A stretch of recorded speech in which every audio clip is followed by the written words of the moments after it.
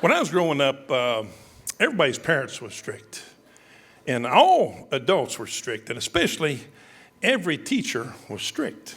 Well, I got a scholarship to go to Moorhead and play football, and I went there, and my father was previously a golf pro, and I was a physical education major, and just about every teacher I had, my father either taught them how to play golf or we met him at the country club. So it's a pretty cool advantage to know him, I'd do anything for a grade. I'd say, yeah, Dad's always wondering when we're going to play golf again, Hey, keep that head down, So I'm trying anything. But you notice when you go to college that teachers are a little different. Some are real strict. Some are not strict at all. Now, I had a little thing I did, okay? I love trying to make people laugh in class and stuff.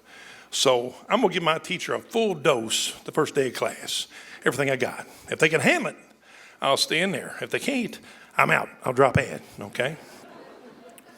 Well, I was going to take a philosophy class. I didn't know anything about the teacher. So I went up campus, and I was asking people about this individual teacher. Well, they said, oh, you're going to love her. She's great. But now, she's really strict on attendance and getting there on time. Don't ever be late. If you're late, she'll hold against you the whole year. What? Really, what time is it? They said 11:30. 11:30? What's 11:30 now? It's when my class started. So I'm running up campus, Now, first of all, I didn't always look like this, all right? So I'm running up campus. So on the third floor, I get up there and I'm looking at that little window. Well, I'm looking at her, and she's about, I swear, she's about 4'6". She looked like that poltergeist woman, you know what I'm saying? And she's standing on top of about an 18-inch box, looking over a podium and talking. Well, she's calling roll. I always got a plan. So I said, all right, I'm going to try to go in. I'm already here, I'm going to go in, give her this full dose, but now I'm going to try to make a noise so she'll turn slowly this way. Then I'll go around the other way and sit in that front seat. I've always been trained my whole life to sit in the front middle, by being in trouble and things. Well, I get right behind her, and she says, Billy Goldsmith. Oh, I froze. I don't know how I froze. Well, she said it again, Billy Goldsmith. When she turned around, now she's right in my face. I didn't know what to do. So I grabbed her shoulders. I didn't turn my head. Smooched her straight on. All right? Well, then I give her a wink, okay? Tapped her in the tail and went to my seat. Well, I was thinking, this is a philosophy class. They always say these, they're a little bit out there, so I'm hoping she can handle it.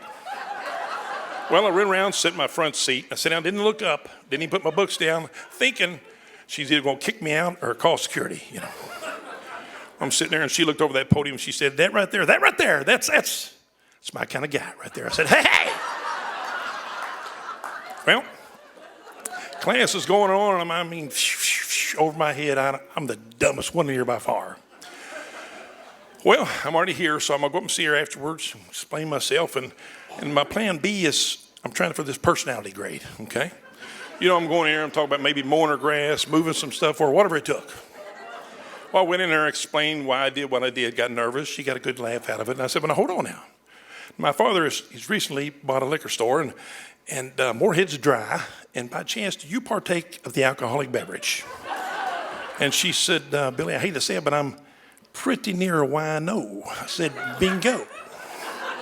I said, if you don't mind me asking, what do you drink? She said, well, I drink Riunite Lambrusca and Mad Dog 2020. Damn.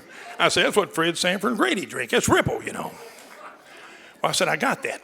I said, so what I started doing was every weekend I'd go home because it's in the off season, okay? I lived about an hour away from the college. And I would bring 2 bottles of Riunite Lambrusca, the biggest we had, and 2 bottles of Mad Dog 2020. So on Tuesday, I leave a bottle in her car. If she left the door open, I leave 2 bottles in her car. On Thursday, I leave 2 bottles in her car.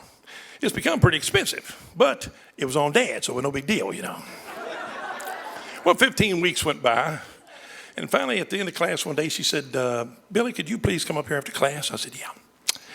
So I went up there, and she said, Billy, I love you. I love having you in class. I said, I love you. It's the best class I've ever had. I love it. She said, but now you do know that you're not really good at philosophy, right? I said, oh, I know that. She said, I want to give you an A so bad, but I just don't know what I'm going to do. I said, well, let me tell you something. You give me what you think I deserve because I trust you. But let me tell you something.